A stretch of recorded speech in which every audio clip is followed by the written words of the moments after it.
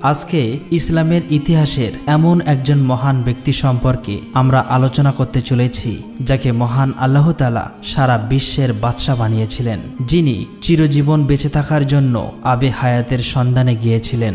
একদিন বাদশাহ জুলকারনাইন ইসলাম প্রচারের উদ্দেশ্যে কোনো এক অজানা পথ ধরে কোথাও যাচ্ছিলেন। যেতে যেতে তিনি অনেক কথাই ভাবছিলেন। কিছুক্ষণ যাবার পর বাদশাহ জুলকারনাইন ক্লান্ত হয়ে পড়লেন। তাই তিনি কোনো এক জায়গায় বিশ্রাম নিচ্ছিলেন। মনে মনে ভাবছিলেন কিভাবে সারা দুনিয়ায় ইসলাম ধর্ম প্রচার করা যায়, কিভাবে পৃথিবীর পূর্ব থেকে পশ্চিমে আল্লাহর তৌহিদের বাণী ছড়িয়ে দেওয়া যায়। এদিকে আসমানের এক ফেরেশতার সাথে জুলকারনাইনের মাঝে মাঝে কথাবার্তা হতো। এমন সময় হঠাৎ করে আসমানের সেই ফেরেশতা বাদশাহ জুলকারনাইনের কাছে হাজির হলেন। সালাম দিয়ে বললেন, হে বাদশাহ জুলকারনাইন, এত গভীরভাবে কি ভাবছেন? তখন বাদশাহ জুলকারনাইন বললেন, আমি সারা জীবন আল্লাহর ইবাদত করতে চাই এবং ইসলাম ধর্ম প্রচার করতে চাই, কিন্তু একদিন তো মৃত্যু হবেই। তারপর ইসলাম ধর্ম কিভাবে সারা পৃথিবীতে ছড়িয়ে পড়বে? আচ্ছা বলুন তো, আল্লাহর ফেরেশতা কিরূপ ইবাদত করে? একথা শুনে ফেরেশতাটি বলল, আসমানের ফেরেশতারা যে ইবাদতই করে কিয়ামত পর্যন্ত সেটি করতেই থাকবে। যদি কোনো ফেরেশতা রুকুতে দাঁড়িয়ে থাকে তাহলে কিয়ামত পর্যন্ত সে রুকুতেই দাঁড়িয়ে থাকবে। আবার কোনো ফেরেশতা যদি সেজদায় থাকে তাহলে কিয়ামত পর্যন্ত সে সেজদাতেই থাকবে। এই কথা শুনে বাদশাহ জুলকারনাইন বলল, আল্লাহ রাব্বুল আলামিন যদি আমাকে কিয়ামত পর্যন্ত হায়াত দান করতেন তাহলে আমিও কিয়ামত পর্যন্ত আল্লাহর ইবাদতে মগ্ন থাকতাম, কিন্তু এটা কি সম্ভব? তখন ফেরেশতাটি বলল, আমি আসমানের উপরে কোনো একদিন শুনেছিলাম পৃথিবীর শেষ প্রান্তে কোহেকাব পর্বতের পাদদেশে একটি অন্ধকার গুহার মধ্যে আবে হায়াত নামক একটি কুয়ার পানি রয়েছে। এটি পান করলে অমরত্ব পাওয়া যায়, সে সারা জীবন বেঁচে থাকবে। এই কথা শুনে বাদশাহ জুলকারনাইন আশ্চর্য হয়ে গেলেন।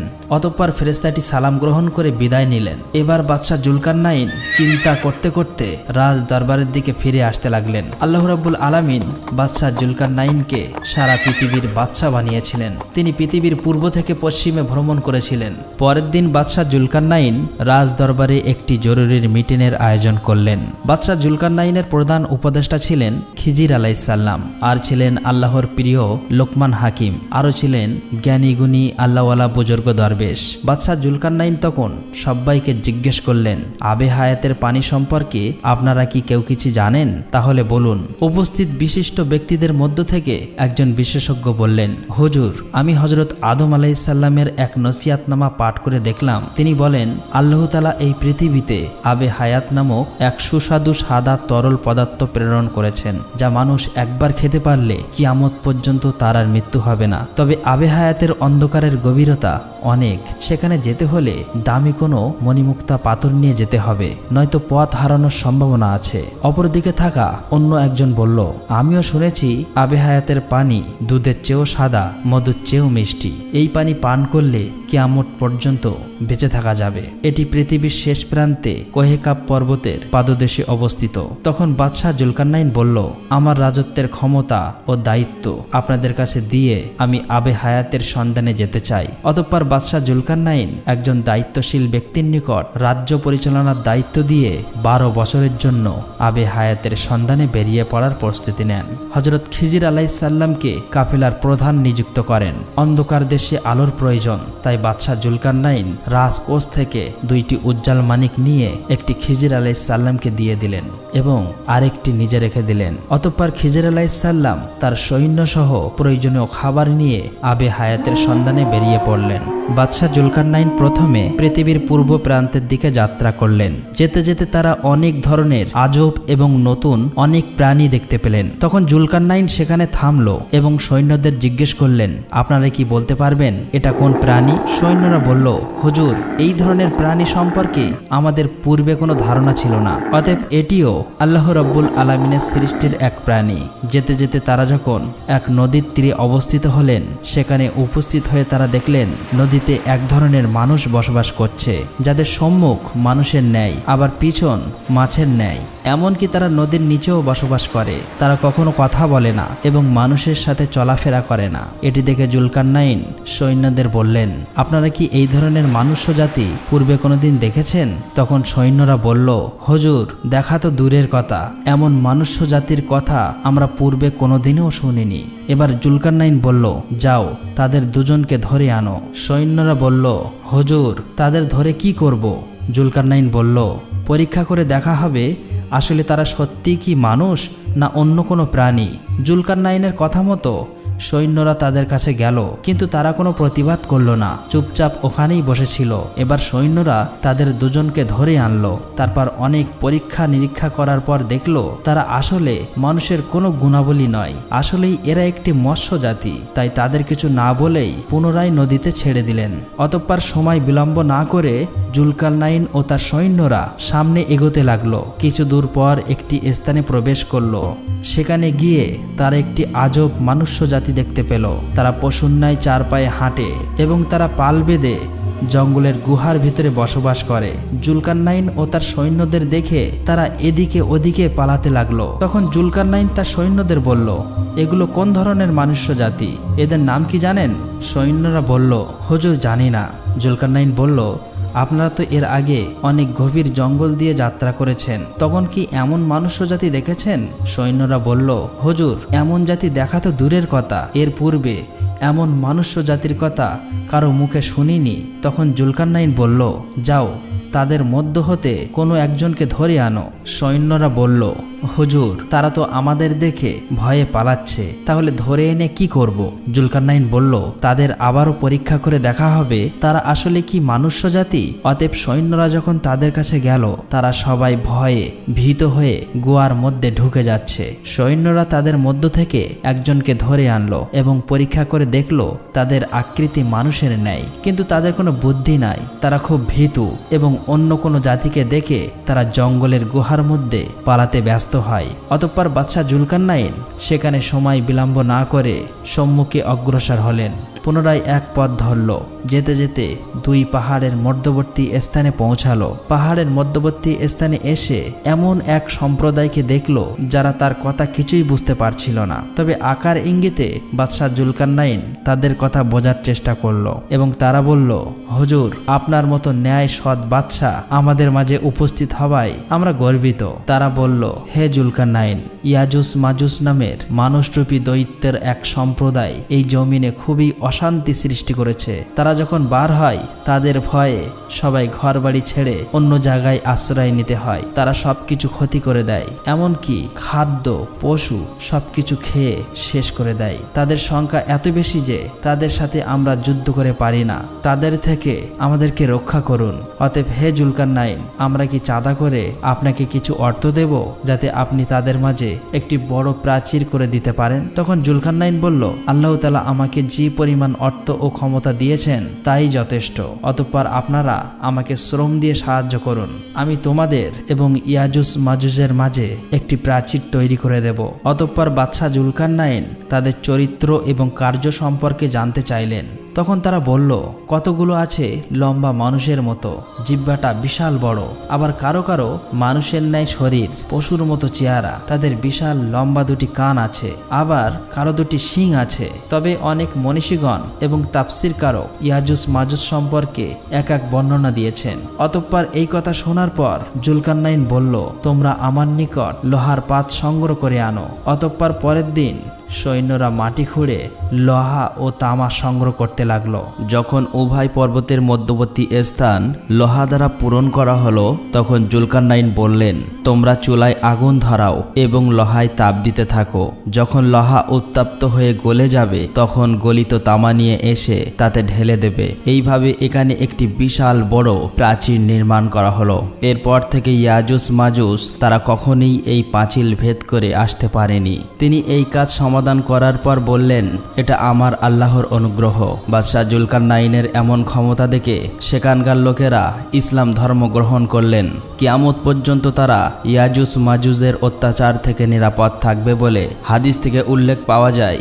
হযরত আলী রাদিয়াল্লাহু তাআলা আনহু হতে বর্ণিত এক হাদিসে উল্লেখ আছে, ইয়াজুস ও মাজুস এই প্রাচীর ভেদ করার জন্য প্রতিদিন ভোর থেকে তারা জিহ্বা দ্বারা এই প্রাচীর চেটে চেটে পাতলা করে ফেলে। সন্ধ্যার প্রায় কাছাকাছি কাছাকাছি সময় মনে করে বাকিটুকু কালকে চেটে শেষ করে মুক্ত পৃথিবীতে বের হয়ে যাব, এই কথা ভেবে অলসভাবে ঘুমিয়ে পড়ে। অতঃপর ভোরবেলা তারা যখন আবার ওই প্রাচীরের কাছে আসে তখন দেখে এই প্রাচীর আবারও পূর্ণ হয়ে গেছে। তবে এভাবেই প্রতিদিন তারা এই প্রাচীর চেটে পৃথিবীতে বেরিয়ে আসার চেষ্টা করছে। তবে তাদের খবর আল্লাহ রাব্বুল আলামিনই ভালো জানেন। অতঃপর তারা উত্তর দিকে রওনা হলেন। সেখানে গিয়ে তারা দেখলেন এক বিশাল প্রাচীর ঘেরা বড় এলাকা। এই প্রাচীরের ও প্রান্তে কি আছে সেটা দেখার জন্য সৈন্যদের নিয়ে জুলকারনাইন এদিক ওদিক ঘোরাঘুরি করলেন, কিন্তু কোথাও কোনো দরজা পেলেন না। অবশেষে সৈন্যের মধ্যে থেকে একজনকে ওই প্রাচীরের ওপর দিয়ে ভিতরে প্রবেশ করালেন। কথা ছিল ওই লোকটি দেয়ালের ভিতর থেকে ঘুরে এসে সেখানকার সমস্ত খবরাখবর জানাবে। কিন্তু দীর্ঘ সময় অতিক্রম হয়ে গেল। সবাই তার জন্য অপেক্ষা করছিল যে লোকটি ফিরে আসবে, কিন্তু লোকটি আর ফিরে এলো না। এবার জুলকারনাইন আরেকজনকে দেয়ালের উপরে তুলে দিল। সে যেন দেয়ালের উপর থেকে দেখে ওই প্রান্তের সমস্ত খবর দেয়। কিছুক্ষণ পর ওই লোকটিও দেয়ালের উপর থেকেই অদৃশ্য হয়ে গেল। দীর্ঘ সময় অতিক্রম করার পর সে লোকটিও ফিরে এলো না। তখন জুলকারনাইন ভাবলেন সেখানে কোনো রহস্যময় গজবী জাতির অস্তিত্ব রয়েছে, আর কোনো লোককে হারাবে না বলে জুলকারনাইন আর সামনে এগোলো না। অতঃপর সেখানে সময় বিলম্ব না করে তারা আবারও পূর্ব দিকে রওনা হলেন। এরপর কিছু দূর গিয়ে তারা দেখল একটি সুন্দর শহর। সেখানকার মানুষজন শিক্ষিত এবং জ্ঞান বিজ্ঞানে খুবই উন্নত, কিন্তু তাদের ভাষা বোঝা খুবই কঠিন ছিল।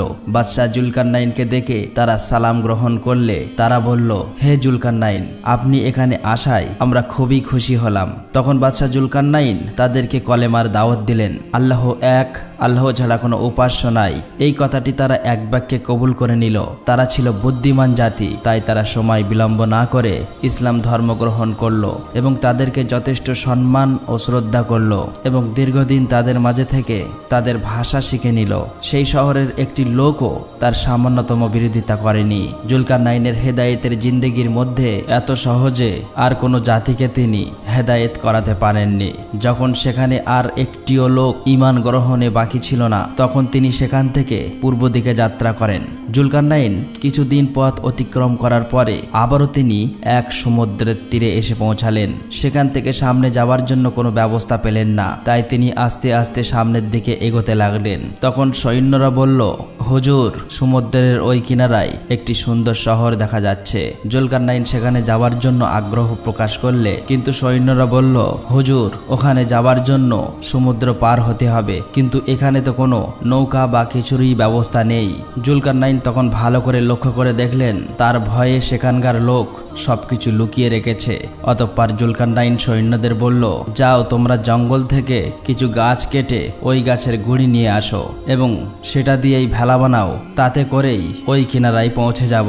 জুলকারনাইনের কথা মতো সৈন্যরা জঙ্গলে গেল, কিন্তু জঙ্গলের মধ্যে এমন কিছু গাছ পেল যার গুঁড়ি জলে ডোবে না। এবার সৈন্যরা একে একে ওই গাছের গুঁড়িগুলি নিয়ে এলো। সব সৈন্যরা মিলে খুব দ্রুতভাবে অনেকগুলি ভেলা তৈরি করলো। এবার এক এক করে ওই ভেলায় চড়ে সমুদ্র পাড়ি দিল। সমুদ্র পাড়ি দিয়ে যখন তারা ওই শহরে পৌঁছালো তখন দেখলো ওই শহরের মানুষ খুবই দুর্বল এবং কৃষ্ণকায়।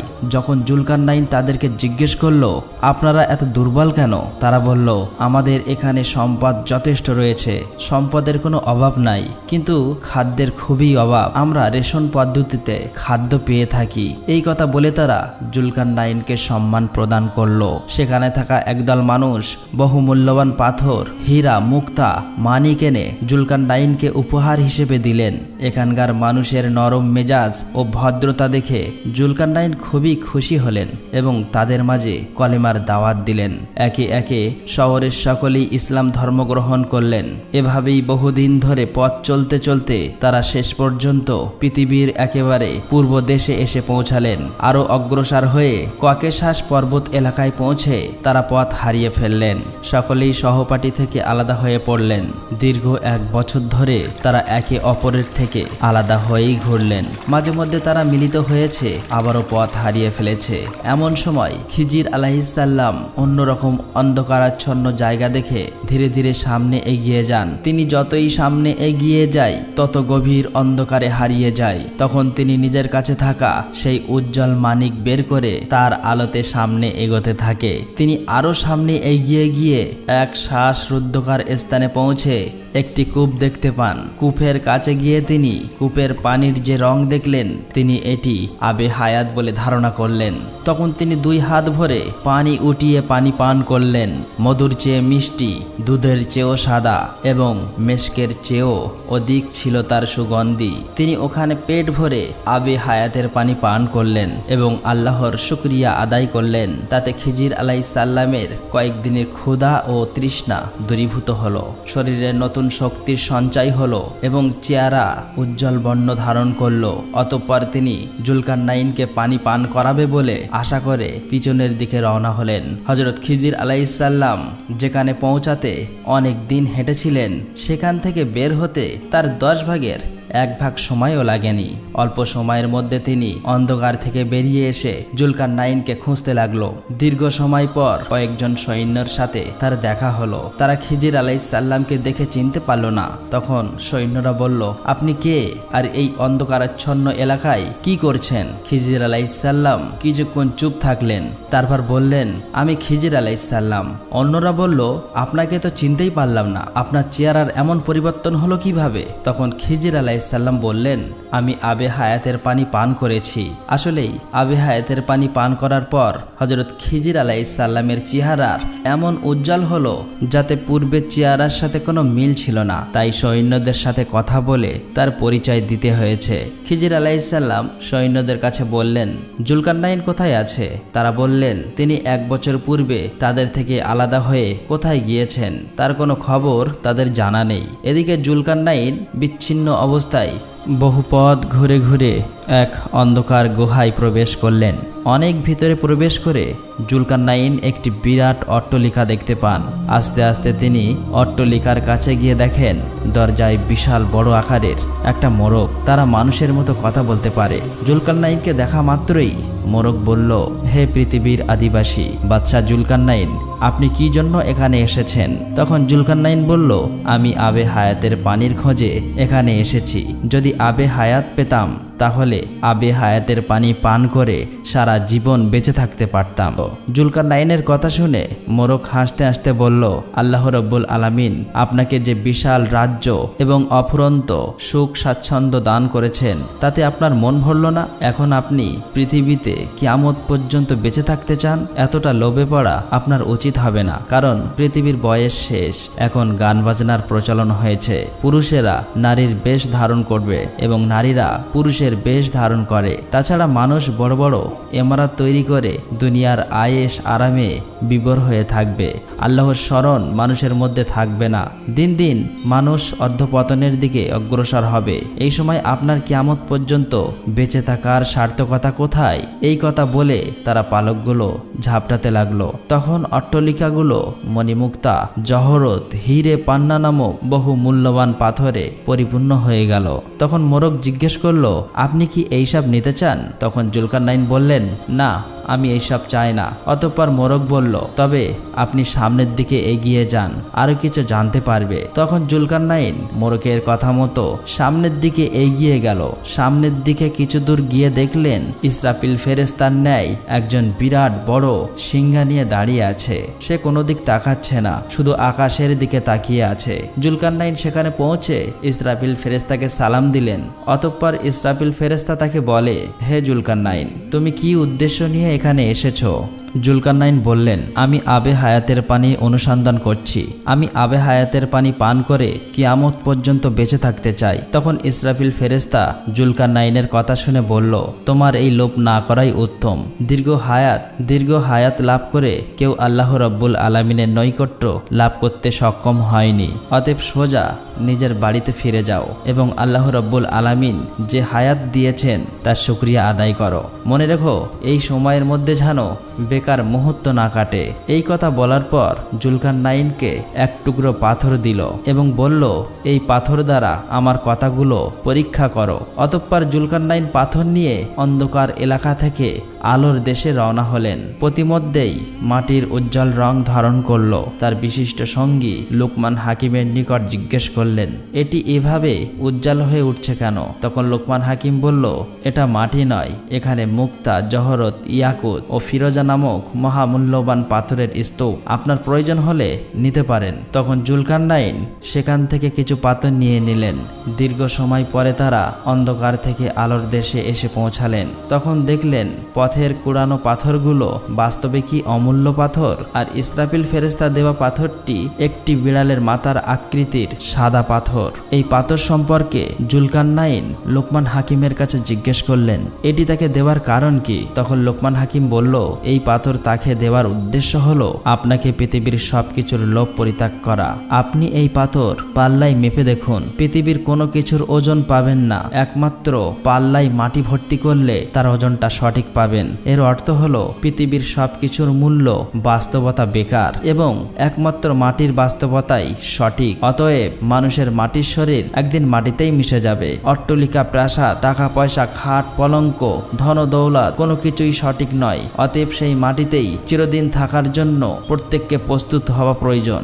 এই কথা শুনে জুলকারনাইন তার কাছে থাকার সমস্ত সোনা, রূপা, হিরে, মুক্ত, মানিক, টাকা পয়সা, ধন দৌলত উপস্থিত লোকের মাঝে বিলিয়ে দিলেন এবং বললেন, তোমরা দেশে চলে যাও, আমি এই পাহাড়ের পাদদেশে বাকি জীবন কাটিয়ে দেব। এই কথা বলে সকলকে বিদায় করলেন এবং তার মায়ের নিকট একখানি পত্র লিখে জানিয়ে দিলেন তার পুত্রের জন্য তিনি সবসময় যেন দোয়া করেন। তিনি কিয়ামতের দিন তার সাথে সাক্ষাৎ করবেন। অতঃপর জুলকারনাইনের মা তার পত্র পেয়ে কাঁদলেন এবং যতদিন তিনি পৃথিবীতে জীবিত ছিলেন তার ছেলের জন্য দোয়া করতেন। জুলকারনাইন পাহাড়ের পাদদেশে বসে আল্লাহর ইবাদত করতেন। এভাবে বেশ কয়েক বছর অতিবাহিত হবার পরে তিনি সেখানেই ইন্তেকাল করেন। অতএব প্রিয় দর্শক, আমাদের সকলকে একদিন মৃত্যুর স্বাদ গ্রহণ করতেই হবে। তাই দুনিয়ার সব সুখ স্বাচ্ছন্দ্য সবকিছুই আসলে বেকার। আমরা সকলে সমস্ত খারাপ কাজ বর্জন করে সহজ সরল রাস্তায় চালিত হই এবং মৃত্যুর সময় আমরা সকলেই যেন কলেমা পড়তে পড়তে মৃত্যুবরণ করতে পারি। মহান আল্লাহ তাআলা যেন আমাদের সকলকে এই তৌফিক দান করুক। আমিন।